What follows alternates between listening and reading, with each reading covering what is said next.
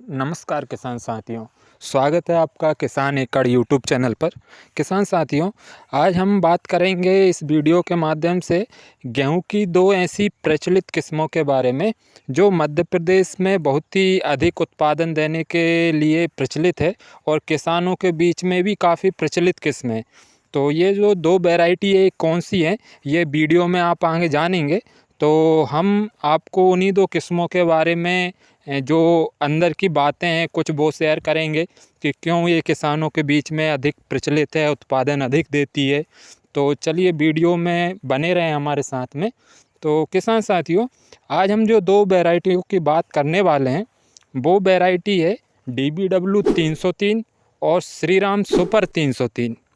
कहने को दोनों वैरायटियों का नाम एक जैसा है 303, लेकिन एक जो वैरायटी है DBW 303 ये गवर्नमेंट द्वारा विकसित की गई वैरायटी है और एक जो श्रीराम कंपनी की वैरायटी है श्रीराम सुपर 303, ये Shriram fertiliser and chemical company की रिसर्च वैरायटी है। श्रीराम कंपनी की ये जो 303 वैरायटी है ये अधिक उत्पादन के लिए भी किसानों के बीच में काफ़ी मशहूर है।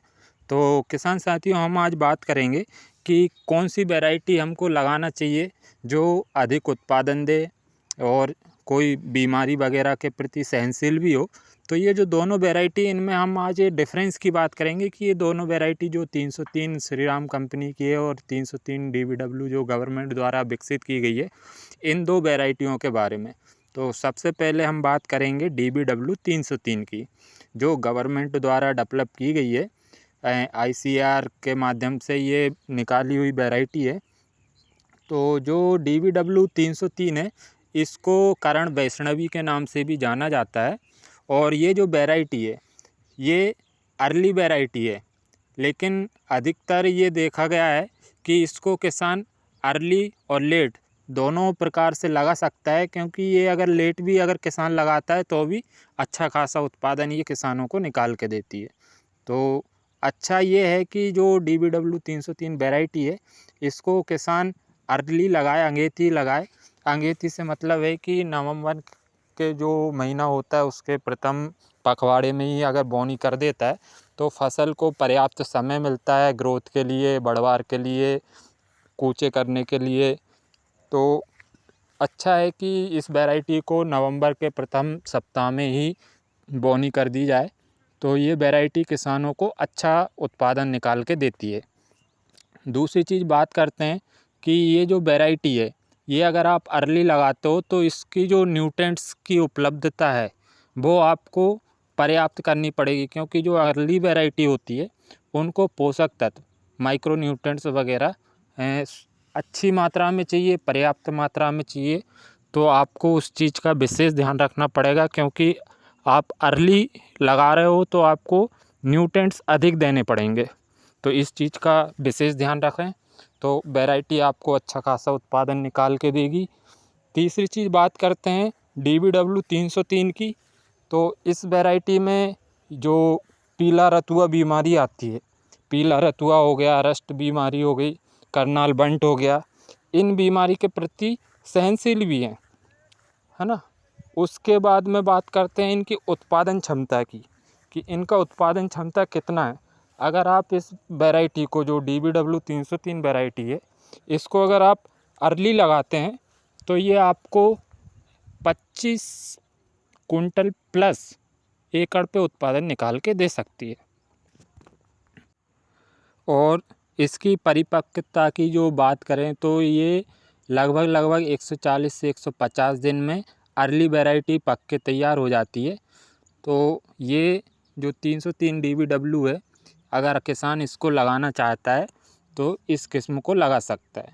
दूसरी एक विशेष व्यवस्था इस वैरायटी की है DBW 303 की। अगर किसान इसको लगाना चाहता है तो जो वैज्ञानिकों ने जो चीज़ बताई है, अगर वो किसान करता है तो वैरायटी अधिक से अधिक उत्पादन किसान को निकाल के देगी। जो आपको स्क्रीन पे दिखाएंगे कि जो टेबुकोनाजोल है और एक जो वृद्धि नियमक PGR होता है, अगर इसका इस्तेमाल अगर किसान 2 बार कर दे, एक गबोट अवस्था में और एक जो इनिशियल स्टेज होती है, जो पहली गांठ बनती है तने की, उस समय अगर 2 बार किसान इनका इस्तेमाल करता है इस वैरायटी पे, तो ये किस्म बहुत ही शानदार एवरेज निकाल के किसानों को देती है। अब बात करते हैं किसान साथियों श्रीराम कंपनी की, श्रीराम सुपर 303 वैरायटी के बारे में। तो किसान साथियों, ये कंपनी श्रीराम कंपनी के द्वारा जो विकसित की गई वैरायटी है श्रीराम सुपर 303, ये रिसर्च वैरायटी है। इसका आपको कहीं भी सर्टिफाइड बीज नहीं मिलेगा और ना ही इसका कोई फाउंडेशन बीज मिलेगा।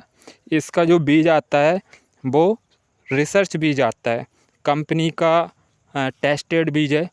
कंपनी इसका बोलती है कि भाई ये हमारे द्वारा अधिक जगह पे ये लगाई हुई है, तो इसने जो एवरेज निकाल के दिया है वो ही ये किसानों को बताते हैं।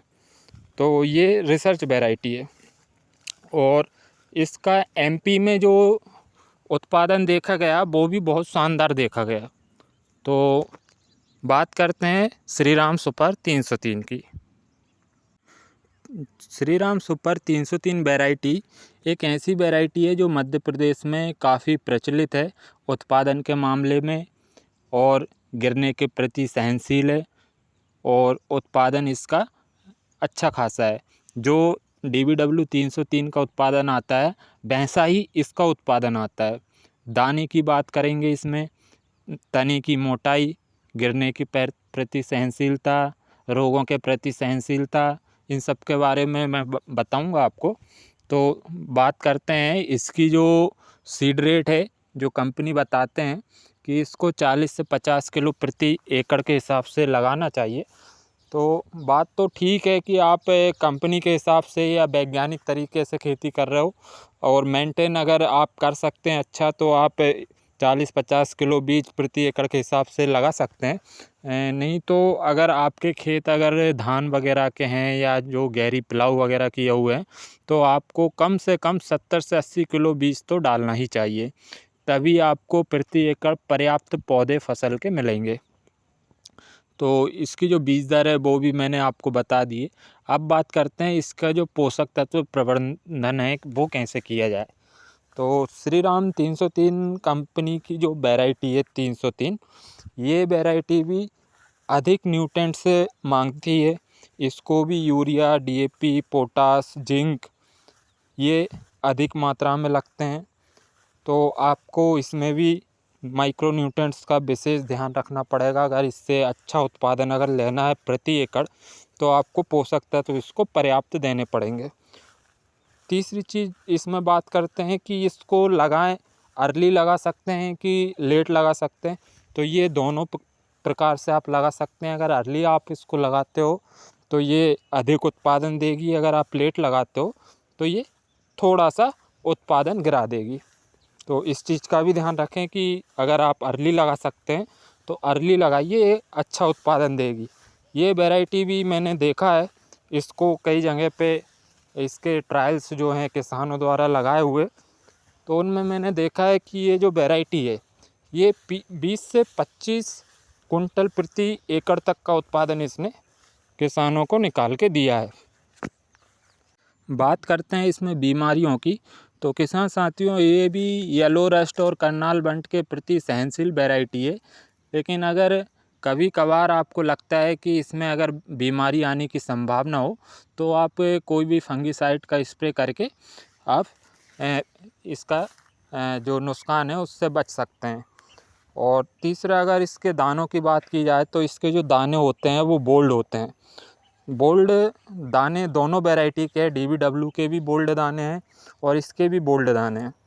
बात करते हैं इसकी क्वालिटी की कि ये जो वैरायटी है 303, DBW 303 और श्रीराम 303, ये चपाती बनाने के लिए इसका जो आटा होता है वो भी एक क्वालिटी वाला आटा इसका आता है। इसकी चपातियाँ अच्छी बनती हैं। तो किसान साथियों, ये तो मैंने बात कही है आपको तीनों का जो रहता है कि इसमें बीमारियां, रोग, पोषक तत्व, इनका प्रबंध कैसे किया जाए। अब आपके ऊपर है कि आपको इनमें से कौन सी वैरायटियाँ लगानी चाहिए कि जो हमको उत्पादन अच्छा दे और हम जो वैरायटी लगा रहे हैं उसमें अगर आप मेंटेनेंस अच्छा करेंगे तो उत्पादन भी अच्छा निकाल के देगी।